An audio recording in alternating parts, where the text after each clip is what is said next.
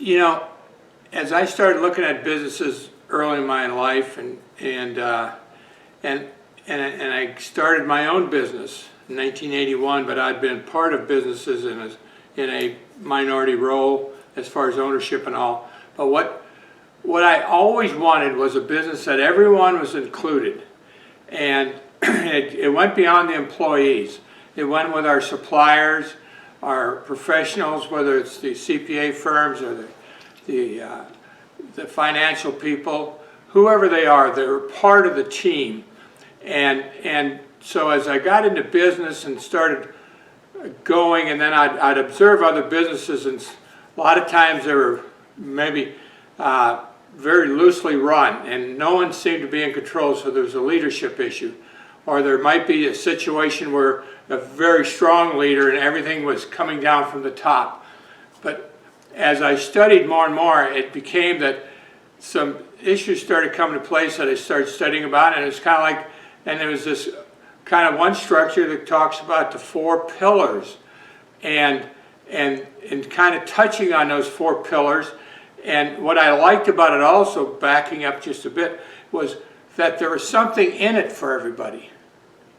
And profit sharing was definitely on the top of my mind, is how could I share with the people, and what was a model that showed me that this could happen.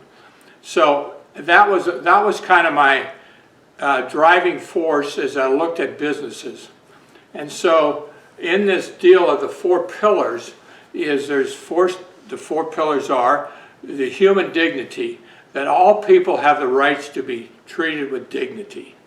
All the employees, all the support people, all the people.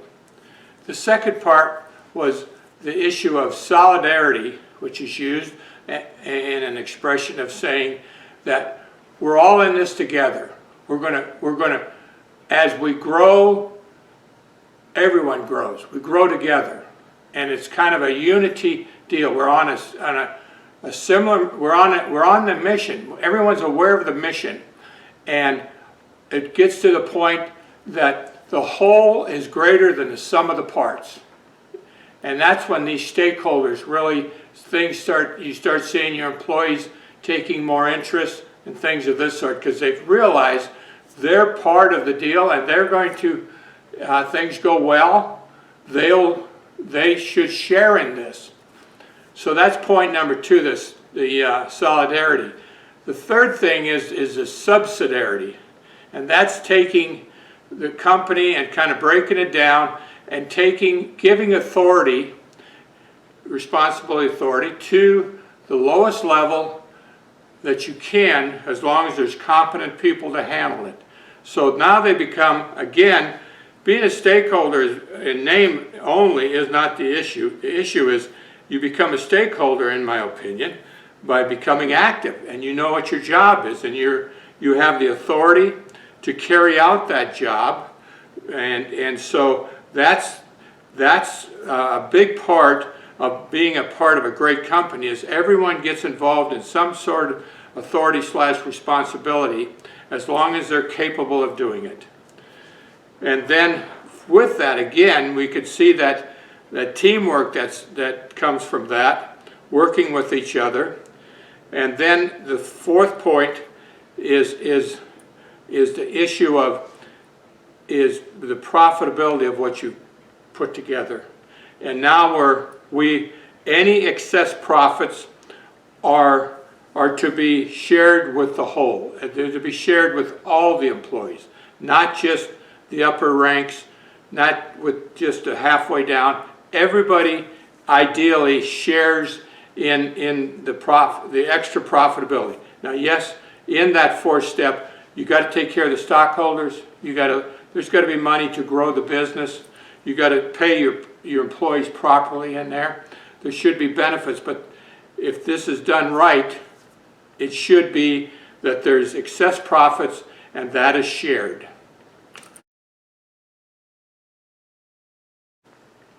Okay, let's talk about that every person is entitled to the issue of human dignity. We are going to treat our employees, our suppliers, our support people with dignity. Now, what does that mean? And a couple issues that come to mind with mine is, first of all, we don't talk down to people. If we have issues going on, we're straightforward about it, or at least get it on the table.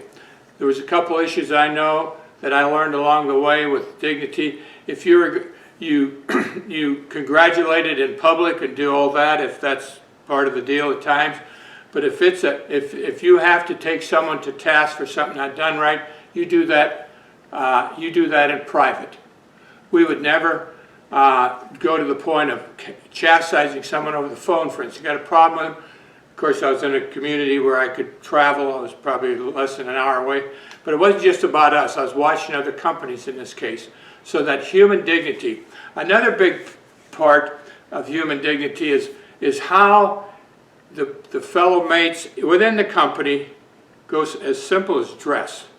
One of the great companies that I met along the way and have talked about it in other forums, if you will, was the company from the West Coast, the Les Schwab. And when I went out there, I noticed that everybody was dressed the same. A white top and blue bottom. Now, people say, white top, and and I happen to be in a tire business, so that was a blue collar industry that you could easily get dirt on yourselves, you get grease on yourself. And even with that, I went out there the color is a little different than the dignity issue that I'm trying to get across. But the real issue was that all, including the manager, had the same uniform. They had a name tag, they had the company logo, and a story. So first time I went in, I was kind of like, I wonder who the manager is. Now, it wasn't important that I met the manager because everything was flowing so well, and I really was observing this company. But all of a sudden I realized there wasn't any kingpins sitting around, drinking coffee and directing orders. Everyone knew the mission, and so the dignity of how they were treated in just the respect of how they dressed. And so that's an issue of it. And the other issue is when you talk about the dignity, is also it goes beyond the employee, how you treat your banker, how you treat your parts people, how you treat your accountant. Anyone who's interacting with you deserves to be treated with dignity. And I found, as I studied businesses, that was a huge, huge issue. Now, so I believe that we're all created equal. Now, where we go with that depends on a lot of things, but anyhow, just that dignity that we're treated equal because we're created equal. So that's where that goes. Okay, so if you hook into profit sharing, if they're treated that way, you'll find they in turn will treat others that way. So when we start treating each other, and all of a sudden your business starts growing, and it's growing because of how you treat your fellow man. And that dignity, then as you grow it, then you're not into the details. That's another part of the pillars, but it's just how you interact with people. People want to trade with people who care about them and act that way and are sincere about that dignity. So it isn't just to the employees, it's to the employees, back to the customer, to the personnel that works with them and stuff like that. That in time turns into helping the profitability of the business. And that gives us the monies that we can share back with them when it's all said and done at the end of the year or whenever the time periods are. As when an employee, the starting employee finds out, hey, I get share of the profits, I would expect that people above me, but I do too. Yes, you are a stakeholder with us. You make a difference. You at times will make things happen in a business that the manager will never even know happened, but it just makes it all work out better when you are treating other people with dignity, because a lot of times because you're treated with dignity. Well, sometimes as I've studied it, it becomes it's kind of the fourth pillar a little bit, but the point is, you know it from the beginning. If you know from the beginning that you get to share in the profits at the year ending, you have a reason to want to be more efficient, to be friendlier, or to be friendly. You don't have bad days. I mean, we do, but we don't. Because if I'm having a bad day, I need to get away from the customer and go get on a machine or something, while I clear up my head or what's causing me my bad day. But the point is, we become very sensitive that we have something at stake here. And one of the things at stake is the profit sharing.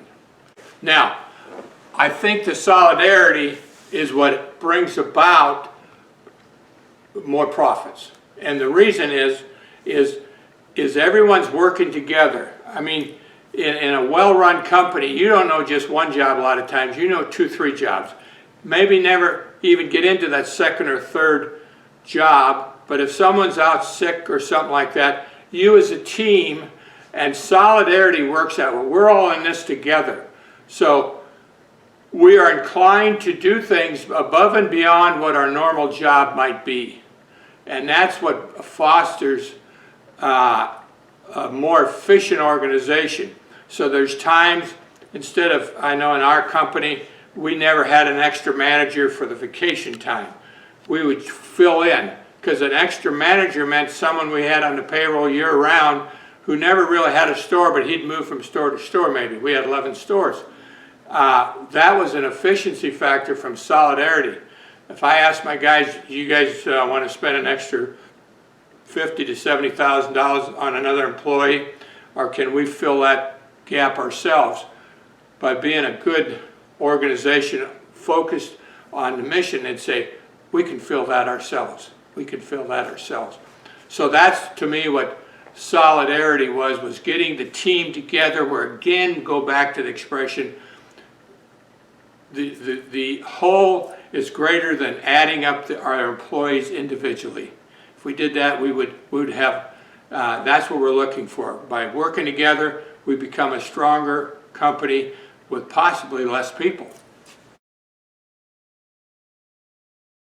Well, what happens, there's so often that some of the folks that are a step or two down the ladder, they're working their way up, but they're not up the ladder yet, but have seen and have the ability to do more than what they're doing. And so in a great company that recognizes the importance of subsidiarity, where we're going to have those decisions made at the lowest level where there's competent people. And so some people say, well, we're loading someone up. We're not. Most of them are wanting more responsibility. They want to learn more, but they got to be given the authority to do that. And so we found out to have that guy up on top directing traffic on all aspects, which happens in some companies, is a lot of wasted time and effort, because there's competent people at different levels that could be carrying this out themselves. And that makes them feel better. And in fact, it's amazing how they come the next step. They start watching equipment better. The things that they're quicker to get to the customer, making sure the customer is treated right the first time, do it right the first time. That brings efficiencies that turns into profits, which turns into monies that we can share again at the end of the year.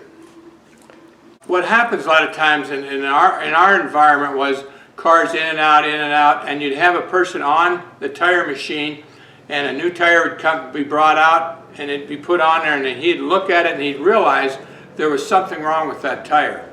Now, in some cases, you'd have to go find the manager to say, is it all right I take this tire off? Well, he knows. He deals with these type of tires by the minute, by the hour, by whatever. And so the point is, then was to give him the responsibility to say, listen, if you find a tire that isn't absolutely right, you just chuck it off to the side and get a tire on there that works, and that's time. And versus stopping everything, finding somebody, you take care of the problem here. In fact, I give you the authority and responsibility to do that. Well, a lot of his deal too is the manager, and what he's looking for as much as anything is people like that in the ranks. And his deal is, if I can find the right people there, I don't need to supervise them once I train them. Once they're trained and given the authority, they can go out there and make those decisions, and it'll help the overall group. And we found with good subsidiarity, it eliminated middle management. We didn't need someone walking around just making sure someone was doing something right and doing this. They were trained, and after a certain amount of observation, you in your mind knew that they could take care of this. And when you take middle management out of most companies, if you could, and we did by following the Schwab program, it saved us thousands and thousands of dollars. Well, the common good now is, to me, as I in my studies of it and observing other companies, and we got in, it was kind of the reward for doing the first three things right.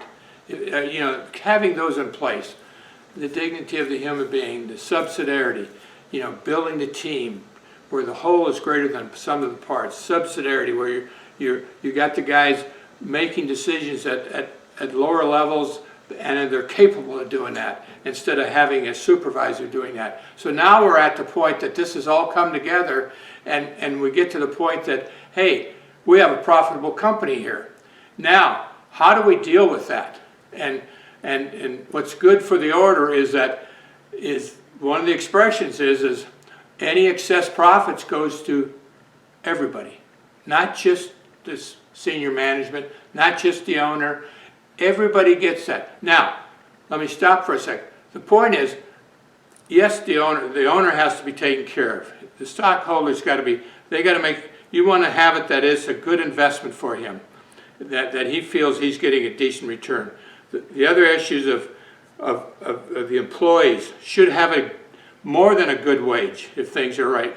They're doing a good wage. But remember, part of their wages is sharing of the profits. So if you factor in the sharing of the profits, which is kind of the end results of the year, that sometimes puts them way out in front of their peers in our type of industry.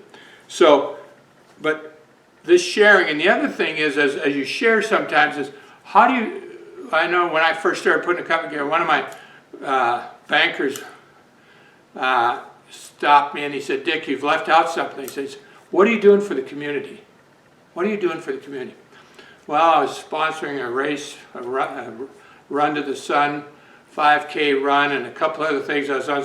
So I started really thinking about it. Was I giving enough back to the community who in fact was supporting us? And they're doing a great job of supporting us. We had a great business that was growing nicely and profitable. So what were we doing? And so even there's times when you get close to your suppliers. I've known of people, believe it or not, that always want a better deal. And we didn't do that. We tried to shop, make sure we picked the right people, but we didn't want to get the last nickel off the table. We wanted them to be there when we needed them. And by treating them with dignity, back to the first pillar, that was part of it. But the point is, we had to show them that. We wouldn't, just because someone came by today with a little better deal on something and didn't know them, we didn't jump ship. We were loyal to our suppliers, our support people, want to be loyal to our customers, loyal to our employees. That, and then with that, we had something to share. And we constantly wanted to figure out what else could we do. And that was hard sometimes, because there's a lot of things out there that need support. And you can't support everything, but you surely want to do all in your power to take care of those who are taking care of you. Let's go back through the 4 pillars here. And when we talk about dignity, that's that interaction between people. And we want to do that in a way that people feel good about themselves, because they are good. People are innately good. There's always something, there's always one or two, some issues periodically, but deep down, that's what we want to do. So that's the interaction with the person. with the supplier, people like that, sometimes that it's just doing it with dignity though. Now, as we move to the second pillar of solidarity, there we're working with, again, the team, doing it with dignity, but also realizing that if we're all focused on what the mission is of the business, everyone is working on it. Everyone's working on it. I've had suppliers come drop off a 25-cent bolt, and I buy $10,000, $15,000 worth of stuff from them in a month, but at times I'd be down, I needed that one bolt, jump in the vehicle, come down and do it. I mean, they lost money to come down, but they were part of us. And so that's that subsidiary, everyone working together. Or sometimes the supplier's out of something. I don't necessarily leave him because he, for some reason, was out of something. I said, well, I can't deal with you anymore. No, he showed his loyalties and things happen. So there's little issues that happen within the organization, but if we're all in it together, we get past little issues and think of what's best for the team as a whole. And again, the whole becomes greater than the sum of the parts. Now, so when we think of subsidiarity, now we're talking about how we kind of split up the duties sometimes. Can we get the guy that's been with us a short amount of time, how soon can I get him into something that he would feel good about himself? He wants more. Most people want as much responsibility as soon as possible. And so that being said, that's part of subsidiarity, is taking those job descriptions and responsibilities to the lowest level as long as there's competence on carrying out what needs to be carried out in that job. And that's what gives the employees that extra burst of feeling good about themselves. They're performing jobs that in a lot of places they could be yelled at, do this, do that, versus no, I'm going to train you, and then you're going to have the authority and responsibility to carry it out. Now the reward side of it to me is the issue of the common good, trying to get it down to saying, okay, this has created a real nice organization, and things are going well. How do we share this? How do we share this? And so that's the issue of, well, the employees, it's profit sharing. It's with the suppliers, again, goes back to, we touched on it in other parts of the pillars, but is having the loyalty to stay with them through goods and bad times sometimes. When something just out of the ordinary happens to one of our suppliers, we don't abandon them. We work with them. We try to get them through things. Use their knowledge to help us grow sometimes. Because as they get to know us better, they can share ideas that we probably hadn't thought of. So that's the 4 pillars, and I've seen it happen out there, as I've shared in the past. But the Schwab company, who's doubled the norm of the margins, the profit, gross profit of a store, of an organization, and they did it with those, it looked to me, those 4 pillars, even though I didn't hear them say exactly those 4 pillars, but as we tried to give some tangible game, or not so much game, but structure to this, those issues were all touched on very well.